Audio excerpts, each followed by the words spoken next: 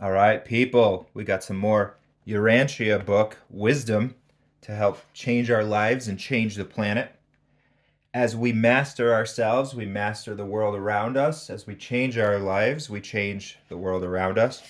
So that is my approach to making some sort of change on this planet. Reach a level of spiritual mastery, understanding that we will be given what we are to do in order to make the most amount of change in the form of possibly and probably a direct communication. And if you've ever heard that voice, then you know that it is possible. And it's not a figment of your imagination or any sort of voice like that. Super clear, direct, and concise.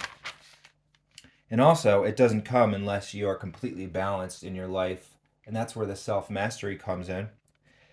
So that is my approach to see what happens here. And then also don't forget Jesus did good in passing. So that is another way that you can help your fellow humans.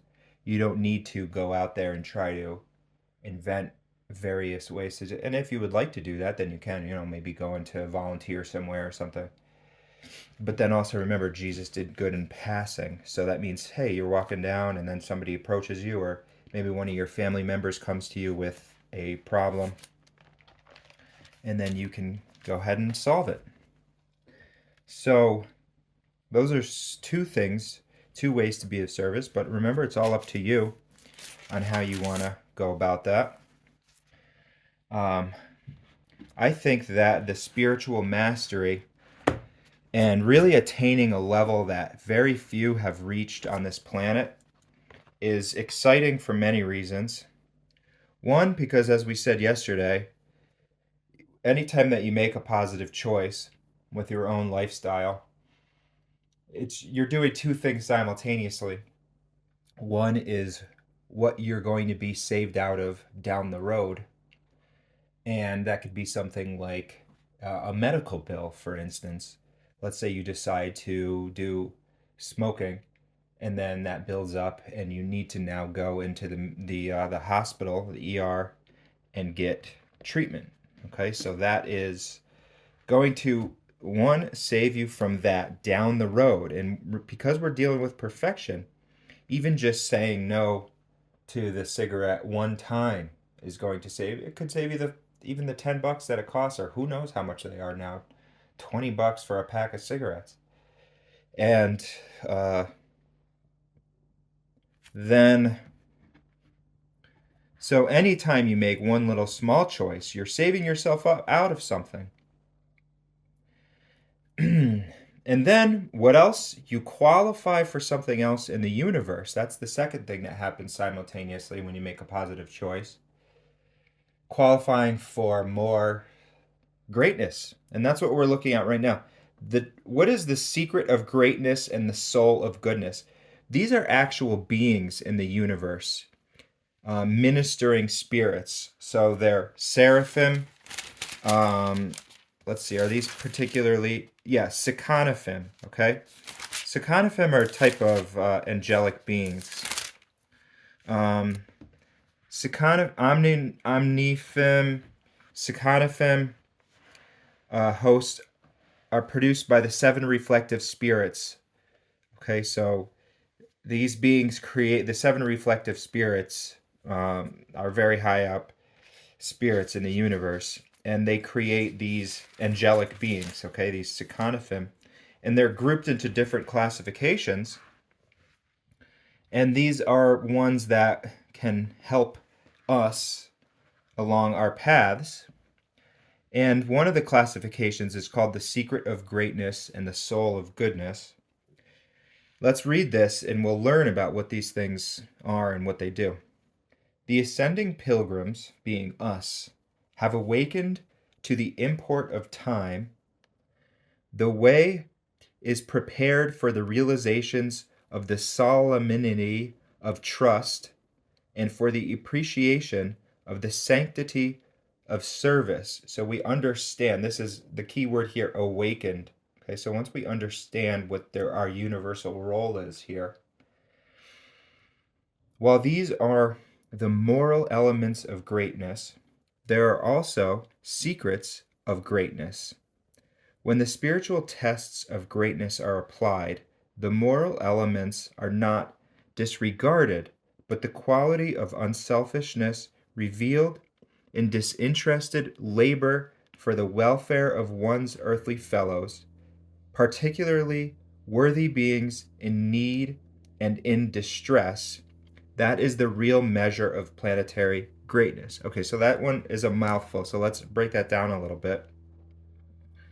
Um, Now, it's basically saying you have a quality of unselfishness and you're doing labor for the welfare of one's earthly fellows. And how are we choosing? Well, how am I choosing to do that labor?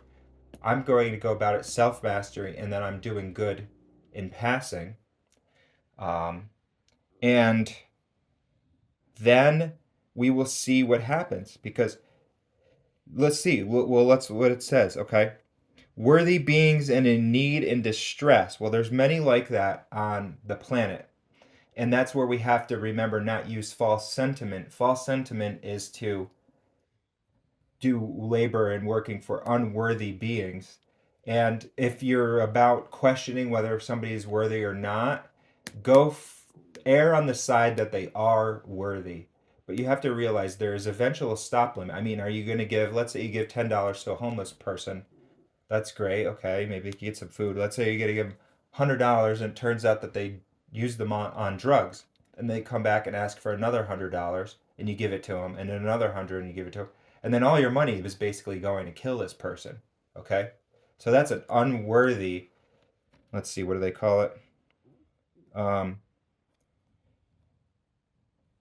Worthy beings. Okay, so that would be an unworthy being at that juncture in their time. Remember, we're never judging somebody's soul eternally, but at that juncture in their growth, they are unworthy of that, of you working to do your money and then give it to them because they haven't gotten it together to realize what they're supposed to do. Now, remember, as we fix our societies, there's going to be less and less people that are under, those people got chewed up and spit out by the capitalist system. So there's going to be less and less of them as we change these societies, right?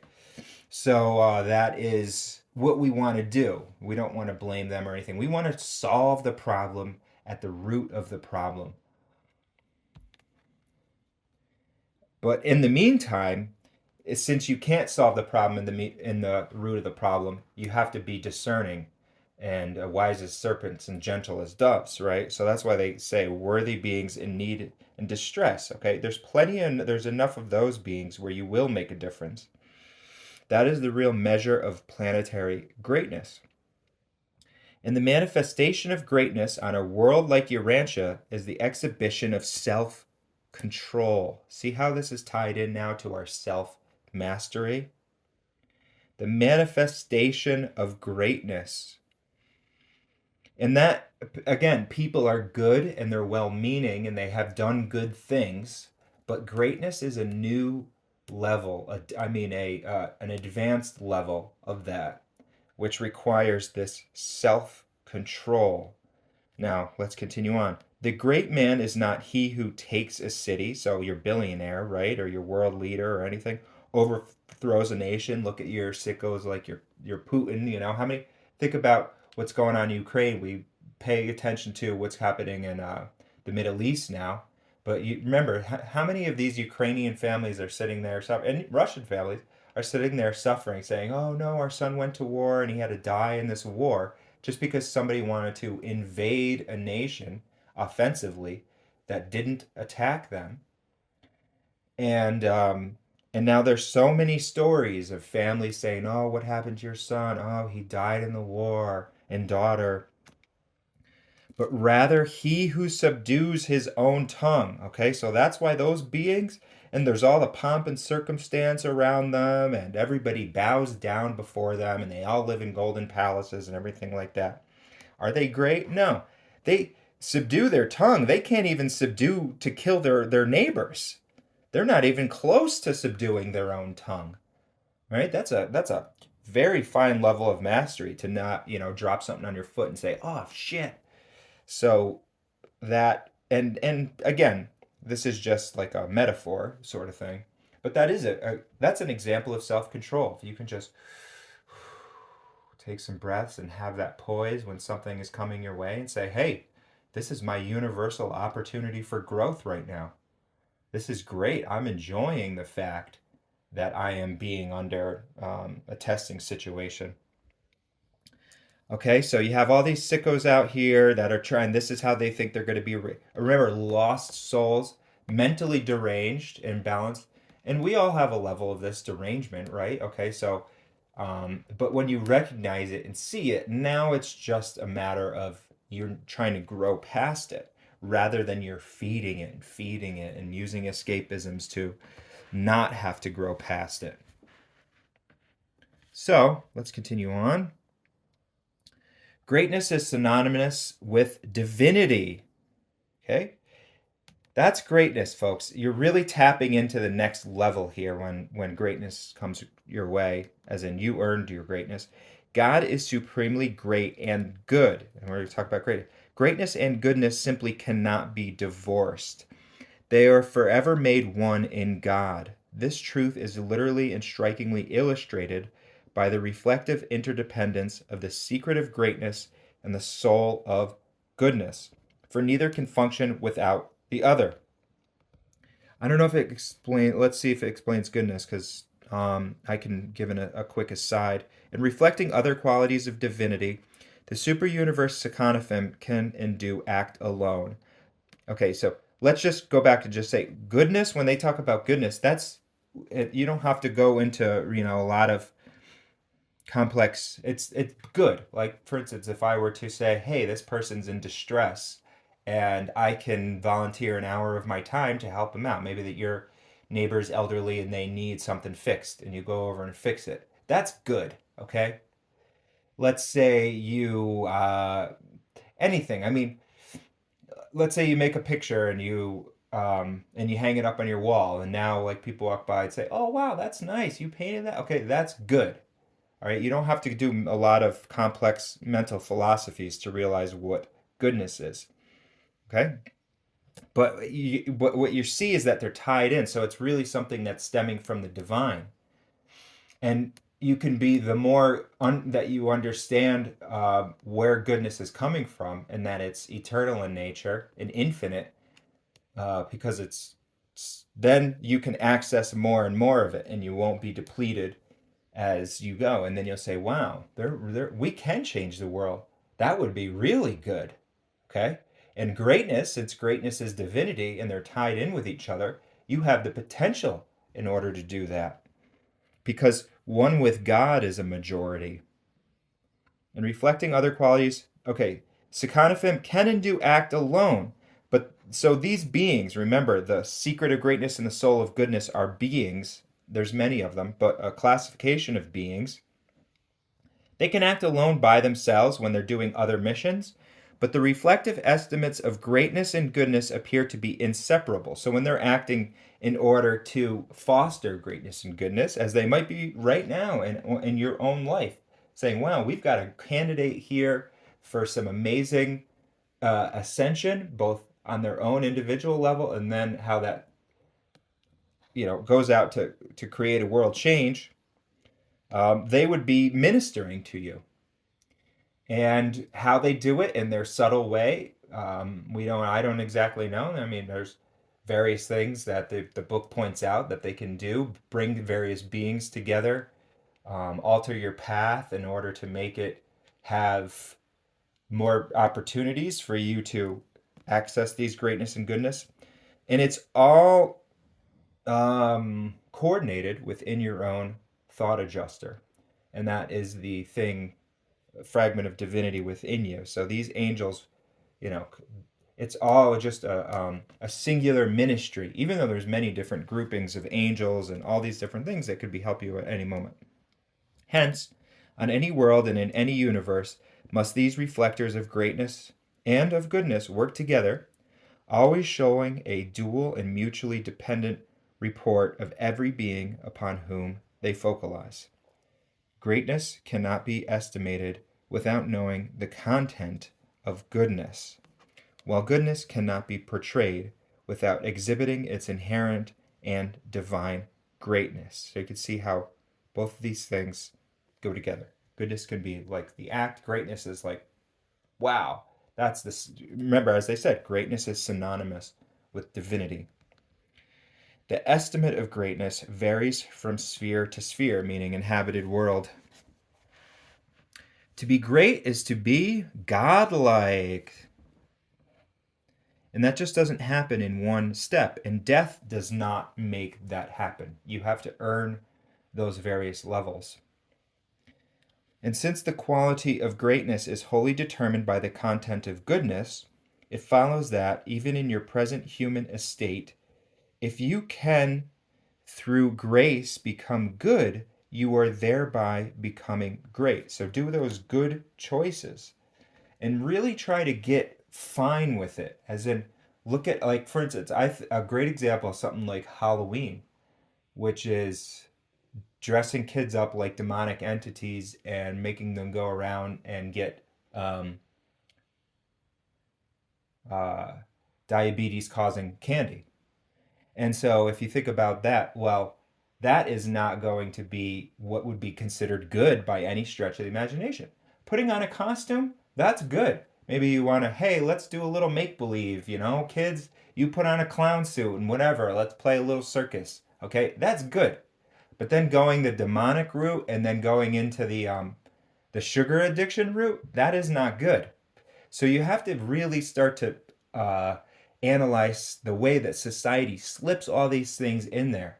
And if you were to go to your PTA meeting at school and be like, I'm not doing Halloween this year. If you're doing a Halloween party at school, I'm going to keep my kid at home. And you will get, oh, you're such a weirdo. What are you, Mormon or something like that, right? But then you look at what's going to end up happening, sugar addiction and all that sort of stuff.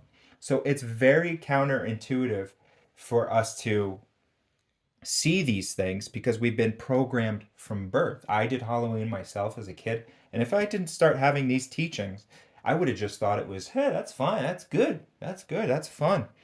But there's ways to do it without. Okay, so you don't have to give up the fun.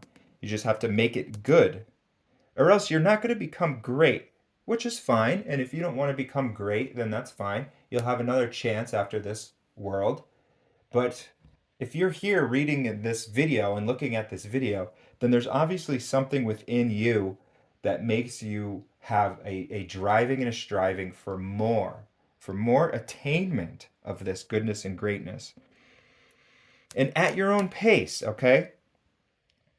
One small choice and decision at a time.